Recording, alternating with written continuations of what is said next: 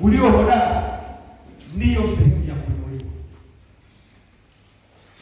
Mambo mengi mara nyingi waga, tuna mambo mengi tunaweza tukamwomba Mungu, lakini hatuna unyenyekevu. Bwana Yesu asifiwe sana. Hatuna unyenyekevu. Unyenyekevu ni wa namna gani? Bwana Yesu asifiwe sana. Mtume Paulo anafafanua unyenyekevu pia katika sehemu nyingine, anasema, anawaandikia waraka wa Tito na Timotheo, anawaambia nyenyekeeni kwa wenye vyeo. Bwana Yesu asifiwe sana. Anawaambia nyenyekeeni kwa wenye nini? Vyeo. Kwa nini anawaambia nyenyekeeni kwa wenye vyeo? Pale alikuwa anazungumzia wenye vyeo ambao ni wa kidunia. Bwana Yesu asifiwe sana. Alikuwa anazungumzia wa kidunia. Ukinyenyekea kwa wenye vyeo wale, maana yake watakupandisha madaraja. Bwana Yesu asifiwe sana. Leo hii haiwezekani rais wa Jamhuri ya Muungano wa Tanzania akaja kwangu akanipandisha daraja. Kwanza hanijui. Bwana Yesu asifiwe sana. Hanijui, wala hilo jina langu hajawahi kulisikia kwamba kuna mtu yuko hodari. Bwana Yesu asifiwe sana. Lakini wale walio karibu naye anaowachua na wanaojinyenyekeza kwake, waga anawapandisha madaraja. Bwana Yesu asifiwe sana. Jina la Bwana libarikiwe sana. Ukisikia rais anasema fulani na kuteua, ulikuwa mkuu wa wilaya, sasa hivi na kupandisha unakuwa mkuu wa mkoa, maana yake amemwoa ni mnyenyekevu. Bwana Yesu asifiwe sana. Jina la Bwana libarikiwe sana. Sasa Mtume Paulo anazungumzia habari ya kunyenyekea. Yeye alikuwa anazungumzia kunyenyekea juu ya watu wenye nini? Mamlaka ya dunia,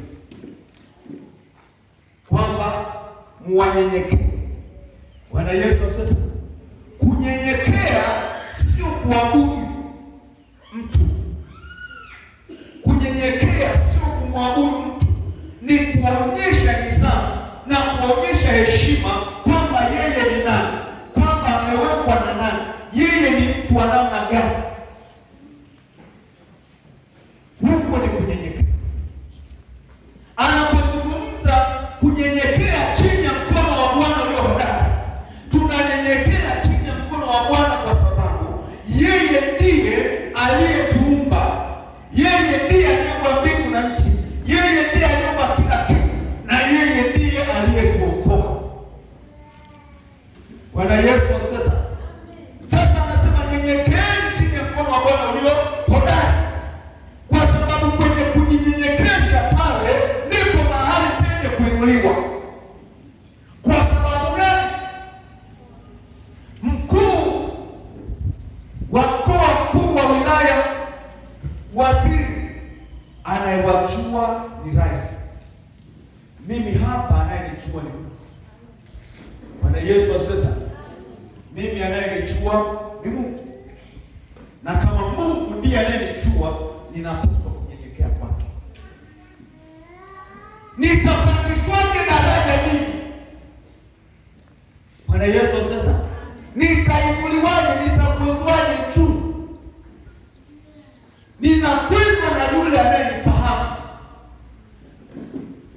Siwezi nikapandishwa na mtu asiyenifahamu. Hawezi akatokea Mchina akaja akasema leo Godson nataka nikuinue juu. Ananiinua, ananijua.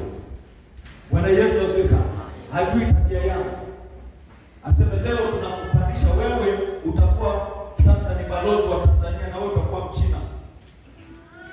Bwana Yesu asifiwe sana. Hanitambui. Jinyenyekezeni chini ya mkono wa Bwana ulio hodari, ili mpate kukwezwa. Kwa nini? Kwa wakati.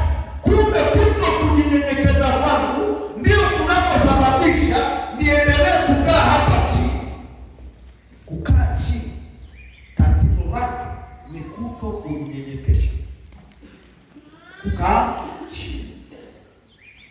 Bwana Yesu asifiwe sana. Maisha yako ni hapa. Bwana Yesu asifiwe sana. Lakini mkono wa Bwana uko hapa juu, umenielekea. Bwana Yesu asifiwe sana. Yaani kwa hapa chini, hapa ni juu. Mkono wa Bwana umefanyaje? Umenielekea. Lakini kwenye huu mkono sishuki. Bwana Yesu asifiwe sana. Mimi naendelea, sina kushuka. Maana yake sisamanishi. Bwana Yesu asifiwe sana. Jina la Bwana libarikiwe sana. Bwana Yesu asifiwe sana.